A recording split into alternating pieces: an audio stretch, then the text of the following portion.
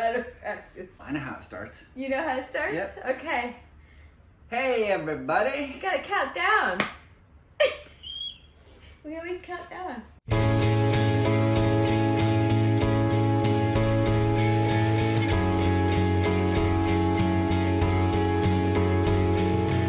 Hey, everybody. Welcome back to What's Up Watchtower. Bet you thought you might not see us again. You thought that. You would be wrong. But close to being right.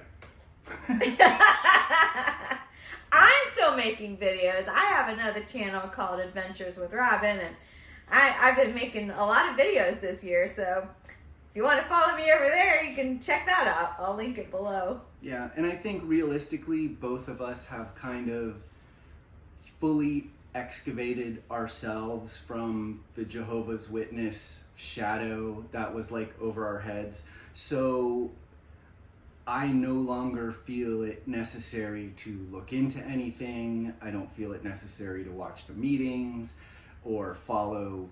I don't even watch ex-Jehovah videos anymore. I'm out. I'm cured. I still watch a couple of people. I watch Kim and Mikey. Hey, Kim and Mikey.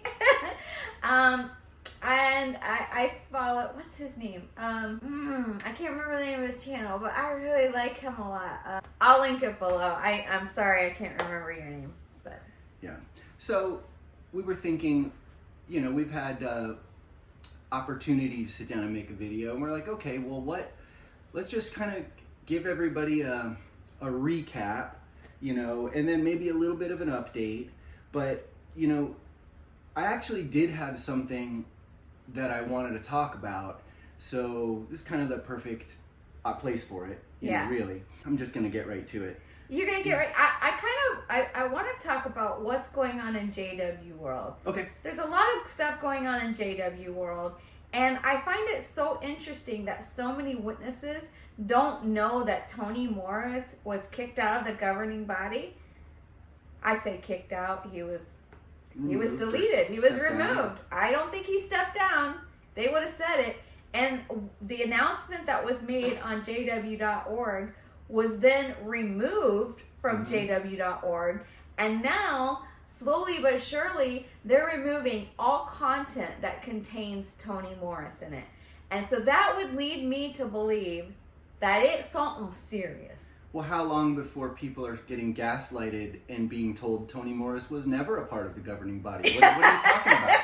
Because that's going to happen at some point if what you're saying keeps going down the tracks. That's the ultimate point. That's the terminus. That's it. Yeah.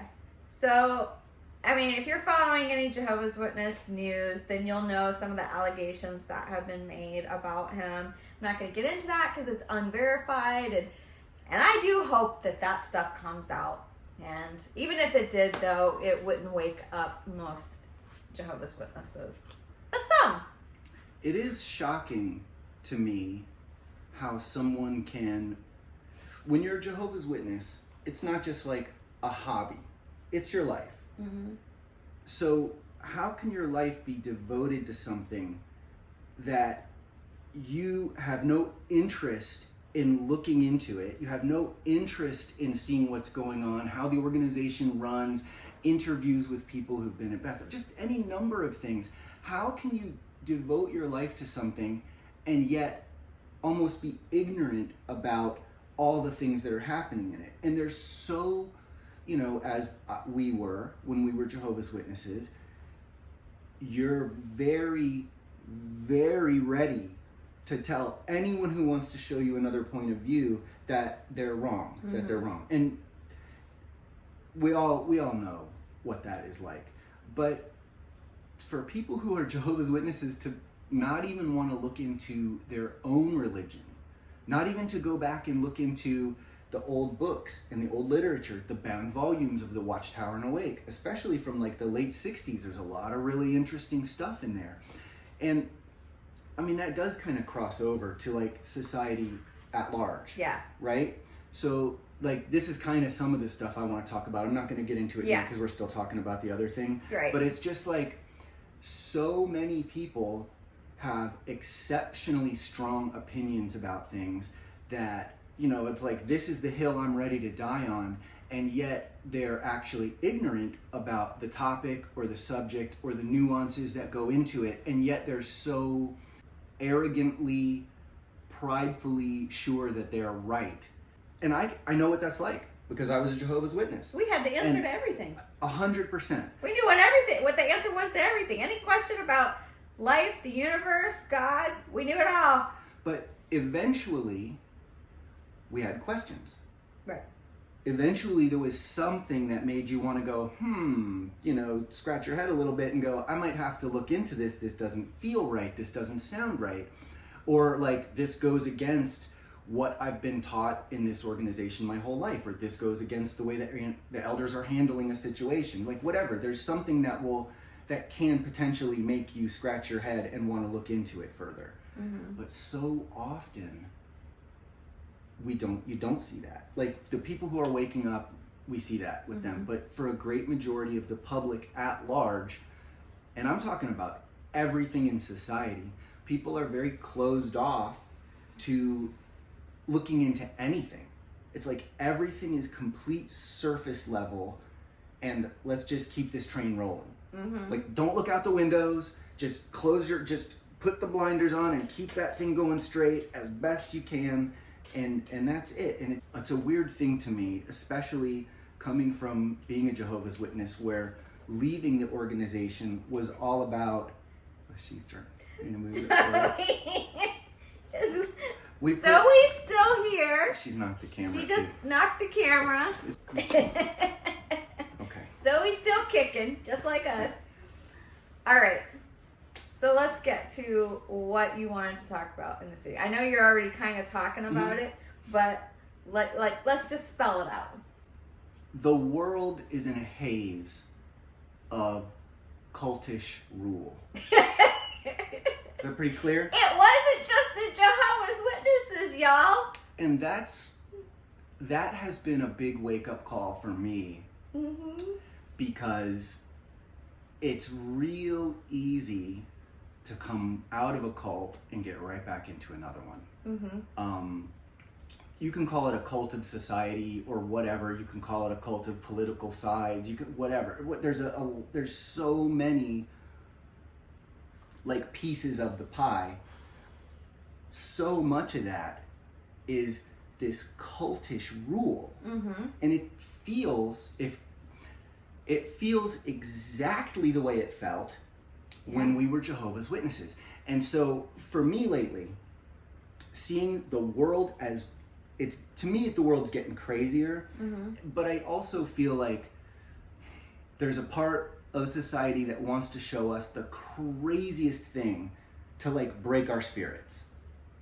You know, and do you remember when we posted our last video? Was it in 2020? Oh, I don't know.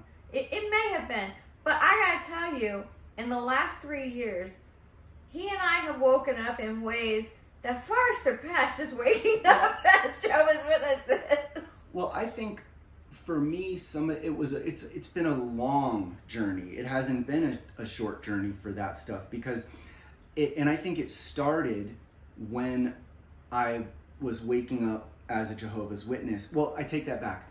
I kind of stopped going to the meetings around 2005, but didn't give any care to looking into the organization. I just wanted out. So for me, I just basically walked away and ignored it until 2014, 2015, when there was the Australian Commission, and there was a lot of testimony from elders and people from society down there. It was super interesting. It dragged me back in, and then we started making videos in like 2016 or something like that. Yeah, 2016. So for a long time before that, I had just shut my eyes and I didn't care. I was so done with like listening to other people and like living by other people's rules. I just didn't care. I didn't care about any of it. But I've seen what I believe is a general breakdown of societal norms. And, you know, as I witness this, I see things happen that I could never imagine doing. Breaking windows in stores and people, like a mob all different people running in and stealing everything. Like, there is not a single time in my life I wouldn't do that. I wouldn't do it. It's not in my nature. I could never do that. Mm-mm. And that's probably the same with a lot of you. But for some reason, there is a large swath of people all over the world that seem to not have a conscience. But it's mob mentality too. Agreed. That people, their own sense of right and wrong gets dialed down when they are in a mob and everybody's doing it, and they think that they're going to get away with it. Mm-hmm. But the world has become a mob. Yeah. So it's like you've got all these mobs, and you're right, the mob mentality, you see it in politics, you see it in social arguments, you see, it's a mob mentality, but there's also like a very personal breakdown of personal human responsibility for your actions, responsibility for how you treat others, responsibility for being a good, polite, contributing member to society. Mm-hmm. I mean, there's something lacking where we see, and maybe it's more of like, I mean, I know it's nuanced. I know it's not just one thing, but people are sad and depressed in a lot of ways. I mean, we see that just because how many people are on antidepressant medication.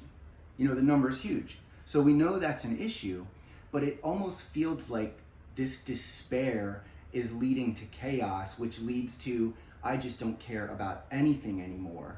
And we see it like working itself out in crazy ways all over the world. Mm-hmm. And now getting to my point. Okay. That over the last few years has made me very grateful that I was raised in a religious family. Now, I don't claim to be Christian. I'm not religious, but I really value the things that I was taught. I value hard work. I value honesty. I value, being good to other people. If you have an opportunity to help someone and it's within your power to do it, you should do it. It is your responsibility. You are your brother's keeper. And I feel like that seems like it is a religious kind of thought process that I have. And it comes probably from my upbringing, from being a Jehovah's Witness. I'm actually very proud of that. I'm happy that I feel this way. Yeah, I mean, the one thing that we kept coming back to over and over the past 3.5 years was that we were raised with certain values, whether you believe in the belief system of Jehovah's Witnesses or not. And this isn't just us as Jehovah's Witnesses. I have friends who are Christian who are also have been raised with these values, and they lead a very productive life where they contribute to the well-being of society and others around them. So it's not just Jehovah's Witnesses, Mm-hmm. but you can see where people go off the rails when they're not raised with any values, or when they completely turn their back on. Boy, this might be a little controversial. And I've never claimed to be an atheist. I've said I'm agnostic. I've said that I believe there is something, some source consciousness, but I've never out and out been what I would consider an atheist. And haven't we seen very popular atheists spiral down a road because it's a nihilistic way of thinking that they don't hold any responsibility, and it's narcissistic, that they don't hold any responsibility to anybody else around them. Yeah, well, I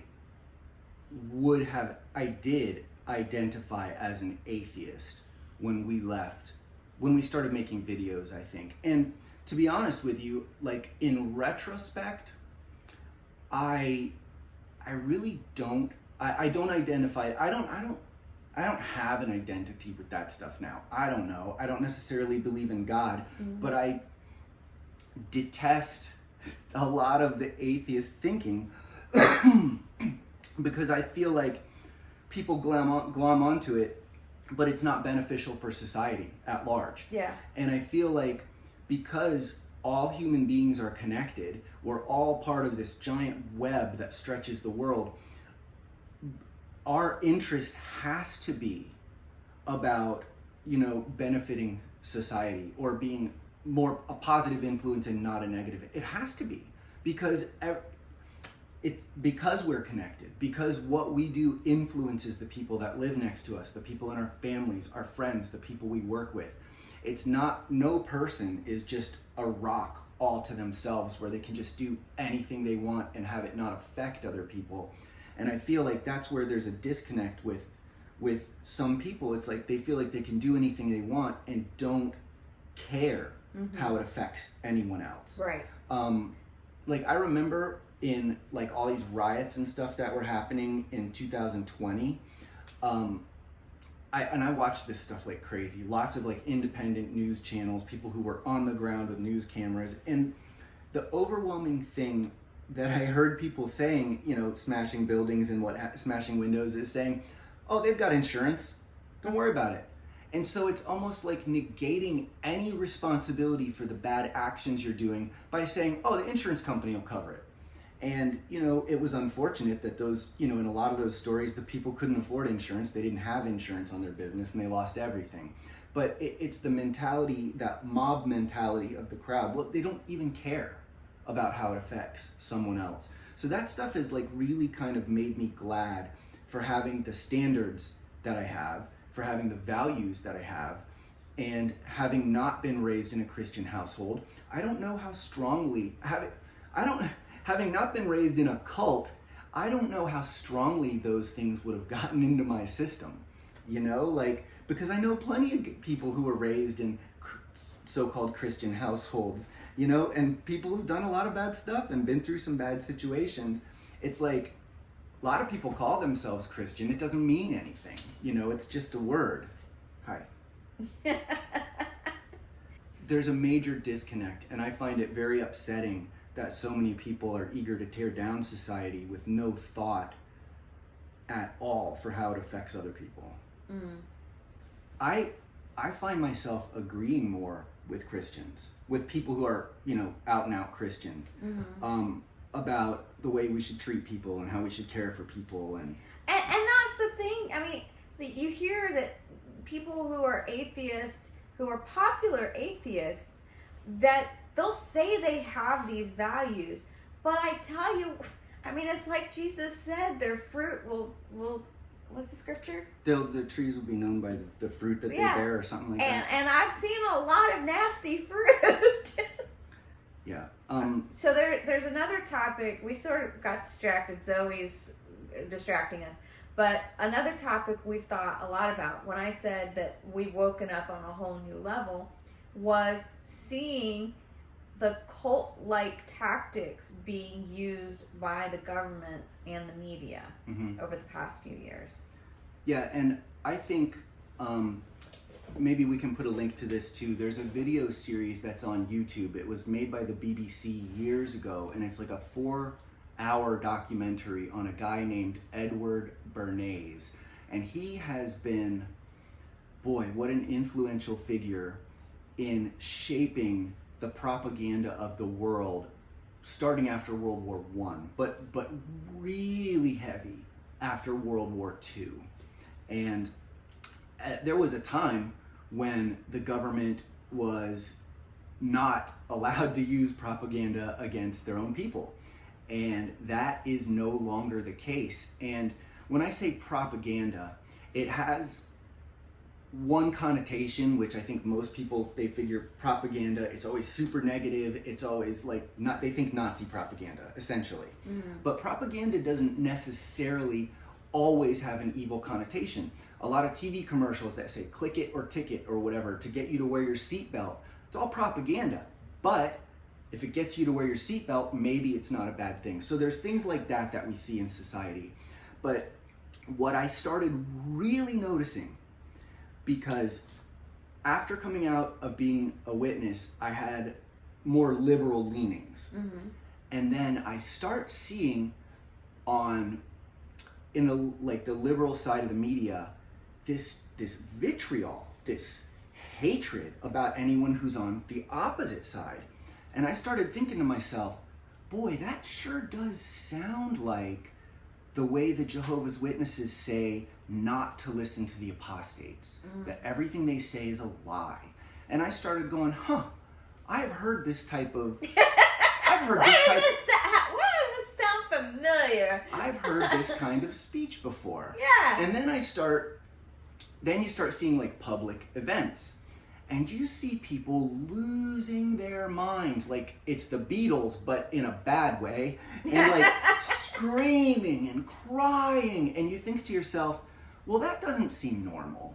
Like a normal, rational person wouldn't lose their mind over something like this. So I start seeing like a lot of extreme behavior, and then a lot of this vitriol about don't listen to the other side. Don't listen to what these people say. They're bad. They're evil. They're this, they're that, whatever.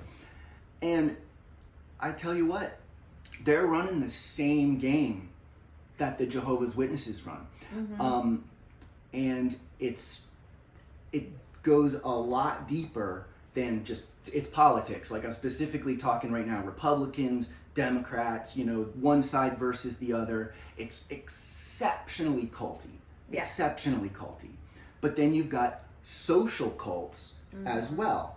And a lot of the gender related stuff, you see extreme behavior where people are so angry and screaming and they're like spit flying out of their mouth and they're just, it's almost like a cartoon of evil. Mm-hmm. And I don't understand what's going on to make people lose their minds. We've lost moderation for sure in this world, and it's like you're almost being forced to pick a side, but we don't want to pick a side. We're very more moderate about our thinking. So whereas we may have been much more liberal when we, as most people are when they first leave a cult, mm-hmm. and they're like, oh, let me explore all the things I couldn't explore. Like we've sort of, the pendulum has sort of gone back towards moderation. But I mean, the way that I see what's happening in the world is that this is my belief. This isn't necessarily his belief. I believe we are shifting consciousness on the earth and that everything is rising to the surface. Nothing can be hidden anymore. Everything is becoming unveiled and unmasked. And it's the time of true enlightenment where people are seeing the control mechanisms that have been employed for thousands of years by their rulers and those in charge. And now with everything visible on social media, and now it's getting to the point where we don't even know what's real anymore, because with AI and all the graphics and everything, we can be fooled into thinking that something is real that isn't real. So it's like a time of mass awakening on a different level, that we are either going to wake up as a collective consciousness and we're going to raise our frequency, or we're going to cease to exist as a species in a very short period of time. So, not that Jehovah's going to come down and create Armageddon. I don't believe in any of that. But I do believe that we are the ones that are creating the awakening and, ultimately the saving of the world. Well, if indeed that is true, I mean, I think you essentially see opposing forces fighting one another. Yeah. Because the side, and I'm just going to because they don't want to lose control. Well, I'm just going to call it evil, because I don't know another way to describe people who will just lie to your face, and I feel like both sides are I mean, I don't exactly have the same feeling about that as you do, but I know what you're talking about, and I see a lot of people kind of waking up to the divisions And that's the biggest thing. It's the same thing the governing body wanted to do, is divide people. You know, your family members, your children who are disfellowshipped, they divide you. You can't talk to them. They're terrible. They're the devil. You know, and so don't take that phone call from your mother who's disfellowshipped or your daughter who's disfellowshipped. Both of those videos have been shown at assemblies. Yeah, and we see that in the religion, the cult, and then we see it in our regular lives. Yeah. You heard stories of people who got divorced after the 2016 election because one person voted for one side and the other person voted for the other side. We've heard of people whose family doesn't talk to them anymore because they voted a certain way. Like, this is crazy cult behavior. But I've actually said to myself, and I said to Robin, and I thought it would be kind of funny, but I was like, I think that such and such is demonic. And I said, I don't even believe in demons, but I don't know how. They're not real. Yeah. Like the woman on the plane. Not real. I just don't understand. You're talking about, or are you talking about? I'm talking about. Specifically, it was somebody who was, somebody who was giving a speech about pushing the electric car thing, and she was interviewing people, she was being interviewed by people, and she was just wrong about everything, and so confident she was right, and all these little peons around her, how dare they even, like, question her great knowledge. There's a lot of weird stuff going on in the world, I gotta say that, and I can see why Jehovah's Witnesses really believe that we're living in the end times, and why they are maybe more than ever before sticking closer to their group, and because this world has gotten really scary and out of control. But that should give them comfort. This is what they're expecting. This is what they want. Right. Yeah. And yet, where are they? Where are they? They're not knocking on the doors on this street. And my neighborhood does not have a guard gate. We don't have any, signs or anything about, Yeah, you can just drive right into our neighborhood. Yeah, you can come right in here. They're not here. I see them downtown with their carts, talking to their friend or looking at their phone. Yeah. You walk right by them and they don't say a thing. They don't even look at you. Yeah, I don't know how they can. Are they just lying? They're just lying to themselves. Yeah. And thinking that they're accomplishing something, but they're not accomplishing anything because they're not talking to anybody. They're certainly not preaching. Boy, I saw soundtrack of my life. Sorry. I don't know what that means. That's the YouTube channel. I don't know the guy's first name, but he was just saying, I just watched his video today that he put out 2 days ago, and he was saying the same thing. So, sorry, go ahead. It's in there. It's like a little file cabinet. You got to search around. Boom. And then the name will come out. They don't do anything. So what is it worthwhile going out to do cart witnessing? I've never seen one talk to anyone. I've never seen a single person pick up a piece of literature. And I drive past 4 of those things on one street in Delray just to go to work sometimes. There's 4 carts within like a quarter of a mile of each other on Atlantic Avenue in Delray every morning. It's the same people out there. They're just talking to each other and having coffee. Yeah. It's like, I don't know. I mean, do they even count time anymore? I don't know. I'm so out of the loop. I don't even know.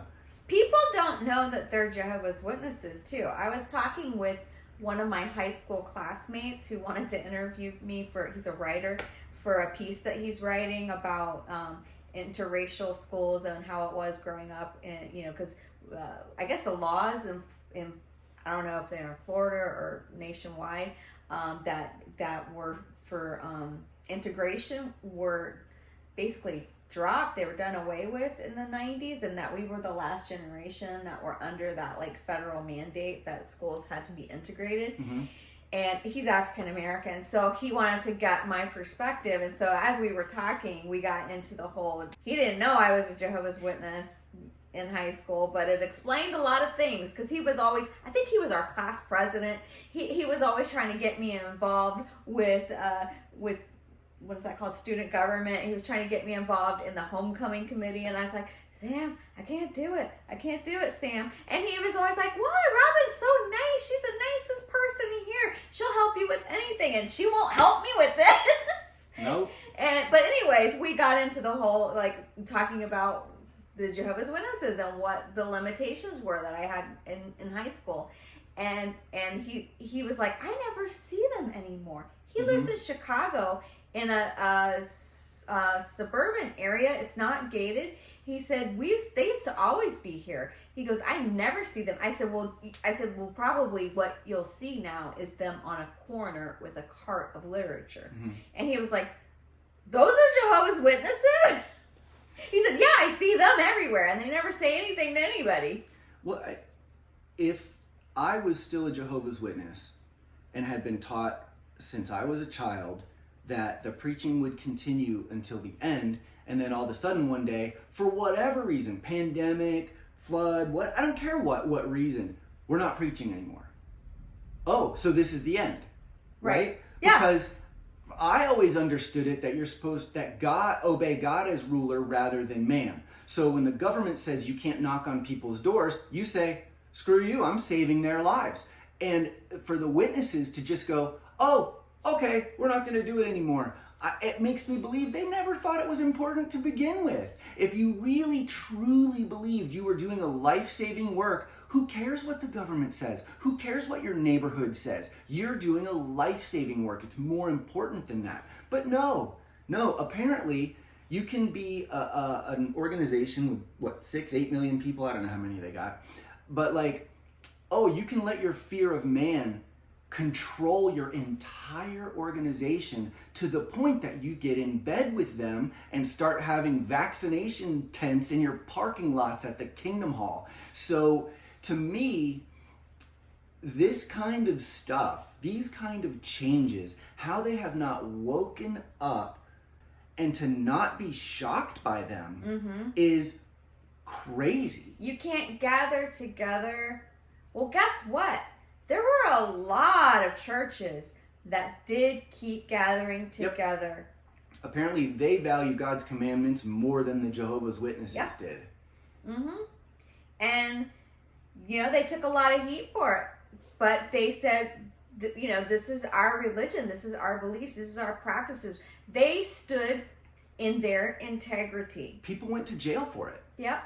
People went to jail because they were meeting for a worship service outdoors. So to see the flimsiness of the Jehovah's Witnesses just bending to the will of whoever, it just makes me go, oh yeah, okay. Yeah. So they don't believe it themselves. And encouraging their members to take an experimental shot so that they could come back to the meetings. How's that working for everybody? Yeah. Yep. Tell you what, a lot of things have changed that I would have expected would have woken people up. How you fall into that deep of a coma and are so unaware of the things changing around you, I don't understand. Yeah. But that's the basis of this whole video. I don't understand how people don't see what's going on in the world and wake up. Well, the problem is, especially with Jehovah's Witnesses, is that they're going to say, well, this is what we believe. Where do we go from here? What is the alternative? And it's like, I cannot give you the answer to that because the answer is going to be different for every single person. But you can find meaning in your life without being a Jehovah's Witness. We certainly have. We're very happy, and we have a lot of meaning and purpose and joy in our lives. We're very happy people. The thing that I was just thinking of as you were saying, and that's true, by the way, I concur. The thing is that I am losing my train of thought like crazy today. Gotta give you a nootropic. I've been out in the sun all day. Maybe that's something. Fried your brain. Maybe. It was hot. So it's not just me you're throwing your own brain off. That's probably true too. Yeah. I think today it doesn't take much. It seems like Your ADHD. It seems like it goes off the tracks pretty easy. But I mean, I don't know. When we left the witnesses, I think you would agree that yes, it was shocking to realize that you were in a cult, but we were searching for truth. And that was the more important thing. It was more important to embrace what was true than to just suck it up and continue having relationships with our family. Honesty and like truth is really, really important. I don't want to live in a lie. You're right. And I think more, yes, finding truth. But for me, it was more like, if this isn't true, then I'm not going to do this. And I want to reject something that's a lie. Right. And I feel like, and we both feel that way. And when you see things happening around you in the world that you think are true, and then you find out that they are a lie. Yeah. I mean, like the world is, I don't know, maybe you know what the world is. I don't know exactly what it is, but it's not what most people think it is. Mm-hmm. It's just a lot of deep, deep deception mm-hmm. all over the place. And that doesn't mean you can't live a life and be happy and be honest. It just means, for me personally, I don't want anything to do with lies. Yeah. I don't want anything to do with people who lie or organizations who misrepresent themselves. Mm-hmm. Or so, that's something I have control over. But in order to make the right and informed decision, I have to know what's happening with a person or an organization or whatever, right? So like, if you have a friend and you're good friends with a person, you'd start developing a friendship and everything's cool, and then you find out this person is a liar, or they've been lying to you about a lot of things that you thought were true, it affects your friendship. You might not be with friends, but you probably shouldn't be friends with that person anymore. But like, I feel the same way about everything in my life. Mm-hmm. If I found out I was doing business with a person and they were doing something shady, I wouldn't do business with them. Yeah. It's more important to be honest than whatever benefit may come from, and you don't get away with it by ignoring signs either. You don't get away with that kind of stuff by saying, I'm thinking something is sketchy, I'm just not gonna ask about it so I don't have to make a decision. And that's not right. That's not, and a lot of people do. They just want to stick their heads in the sand. And we saw this of information that was coming out for the past 3 years about various topics. We don't need to get in that.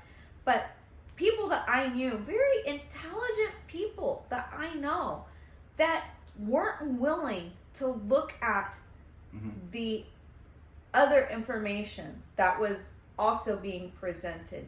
They would rather stick to what they believed instead of looking at multiple points of view and multiple information, and not wanting to believe that they were being lied to. It was like, this is just like Jehovah's Witnesses.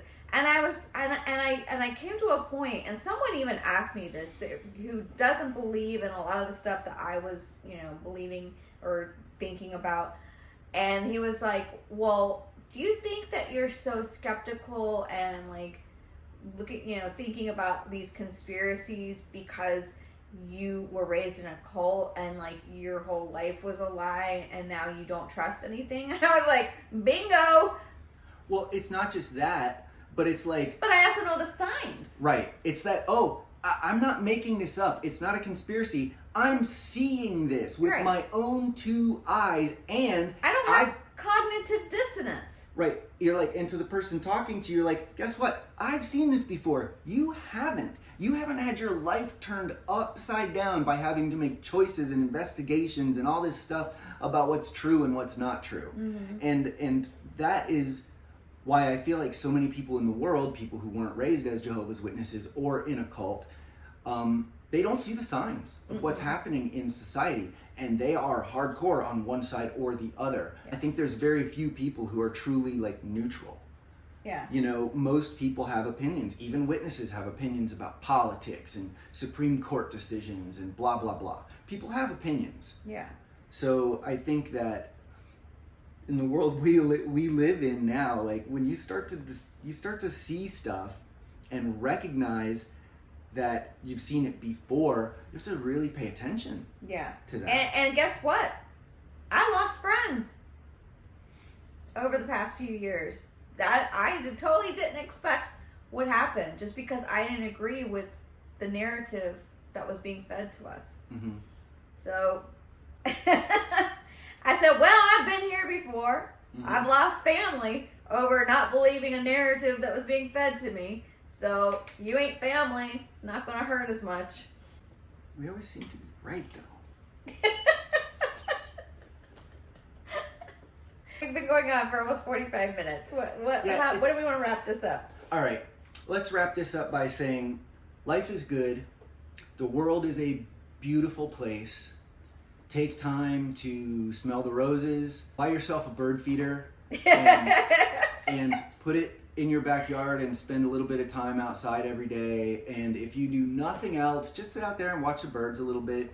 Stress relief. I think it's important for people to appreciate the little things in their life, like a sunny day or a beautiful tree or like a nice breeze. I mean, I know that sounds kind of lame, but it's like, man, we have so much heavy stuff going on all the time that sometimes it's nice just to be outside and take a deep breath and go, I have air in my lungs. My feet are on the ground. The earth is beautiful. We're so blessed to live on this beautiful planet.